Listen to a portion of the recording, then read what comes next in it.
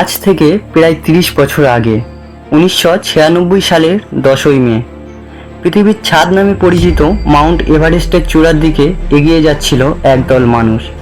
তাদের স্বপ্ন ছিল পৃথিবীর সর্বোচ্চ স্থানে দাঁড়ানো, কিন্তু কয়েক ঘন্টা পর সেই স্বপ্নই পরিবর্তন হয় এক ভয়ঙ্কর দুঃস্বপ্নে। হঠাৎ আঘাত আনে এক তুষার ঝড়, বাতাসের গর্জনে হারিয়ে যায় মানুষের চিৎকার, অক্সিজেন ফুরিয়ে আসতে থাকে, আর পৃথিবীর সবচেয়ে উঁচু পাহাড় পরিবর্তন হয় এক বিশাল কবরস্থানে। আজ আমরা জানব এভারেস্টের ইতিহাসের অন্যতম ভয়াবহ রাতের গল্প, মাউন্ট এভারেস্ট।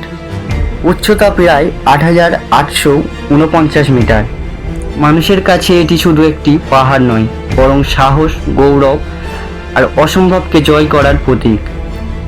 কিন্তু এভারেস্টের আরেকটি পরিচয়ও আছে। এটি পৃথিবীর সবচেয়ে প্রাণঘাতী পাহাড়গুলির একটি। এখানে একটি ভুল সিদ্ধান্তর মূল্য দিতে হবে জীবন দিয়ে। 1996 সালে মে মাসের বিশ্বের বিভিন্ন দেশ থেকে আসা পর্বতারোহীরা এভারেস্টের অভিযানে অংশ নেন। সব কিছু পরিকল্পনা অনুযায়ী চলছিল, আবহাওয়াও ছিল অনুকূলে, তাই সবাই ভেবেছিল এই অভিযান সফল হবে। কিন্তু পাহাড়ের নিজের পরিকল্পনা ছিল অন্য। মাউন্ট এভারেস্টের চূড়ায় পৌঁছানোর পর দুপুরের আগেই নামা শুরু করার নিয়ম, কারণ সন্ধ্যার পর এভারেস্ট হয়ে ওঠে আরও বিপজ্জনক। কিন্তু অনেকেই দেরি করে ফেলেন, কেউ ক্লান্ত ছিলেন, কেউ পথের জটলায় আটকে পড়েন। ফলে যখন তারা নামতে শুরু করে তখন অনেক দেরি হয়ে গিয়েছিল। বিকেলের দিকে হঠাৎ আকাশ কালো হয়ে যায়। কয়েক মিনিটের মধ্যেই শুরু হয় ভয়ঙ্কর তুষার ঝড়। প্রচণ্ড বাতাস, হাড় জমিয়ে দেওয়া ঠান্ডা, চারিদিকে শুধু সাদা তুষার। দৃশ্যমানতা এতটাই কমে যায় যে নিজের হাত পর্যন্ত দেখা যাচ্ছিল না। পর্বতারোহীরা পথ হারিয়ে ফেলেন, কেউ ডানে যাচ্ছিলেন, কেউ বাঁয়ে, কেউ বুঝতেই পারছিলেন না তারা আসলে কোথায় আছেন। ৮,০০০ মিটার উপরে থাকা এলাকাকে বলা হয় ডেড জোন। এখানেই মানুষের শরীর ধীরে ধীরে মারা যেতে শুরু করে। প্রতিটি নিঃশ্বাস যেন যুদ্ধ, প্রতিটি পদক্ষেপ যেন পাহাড় ঠেলে এগোনো। আর সেই ডেড জোনেই আটকা পড়েছিলেন অনেক পর্বতারোহী।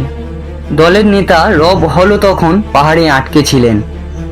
অক্সিজেন প্রায় শেষ, শরীর জমে আসছে। তিনি রেডিওতে সাহায্য চেয়েছিলেন, কিন্তু আবহাওয়া এতটাই খারাপ ছিল যে কেউ তার কাছে পৌঁছাতে পারেনি। শেষবার তিনি পরিবারের সঙ্গে কথা বলেন, তারপর ধীরে ধীরে রেডিও নীরব হয়ে যায়। এভারেস্টের বরফের মাঝে চিরতরে হারিয়ে যান তিনি। ঝড় থামার পর উদ্ধারকারীরা যা দেখেছিলেন তা ছিল ভয়াবহ। বরফে ঢাকা পড়েছিল মানুষ, অনেকে আর জীবিত ছিলেন না। মাত্র এক রাতেই ৮ জন প্রাণ হারান, আর ইতিহাসে লেখা হয়ে যায় এভারেস্টের অন্যতম ট্র্যাজেডি। আজও এভারেস্টের বরফের নিচে লুকিয়ে আছে সেই রাতের অসংখ্য স্মৃতি। পৃথিবীর সর্বোচ্চ শৃঙ্গ মানুষকে গৌরব দেয়, কিন্তু মাঝে মাঝে মনে করিয়ে দেয় প্রকৃতির সামনে মানুষ কতটা অসহায়। এভারেস্ট জয় করা যায়, কিন্তু এভারেস্টকে কখনোই হালকাভাবে নেওয়া যায় না। আপনাদেরও যদি কখনো সুযোগ হয় এভারেস্টকে জয় করার, আপনারাও কি এভারেস্টকে জয় করতে চাইবেন? অবশ্যই কমেন্টে জানাবেন। আর এই ভিডিওটি ভালো লেগে থাকলে অবশ্যই একটি লাইক করবেন।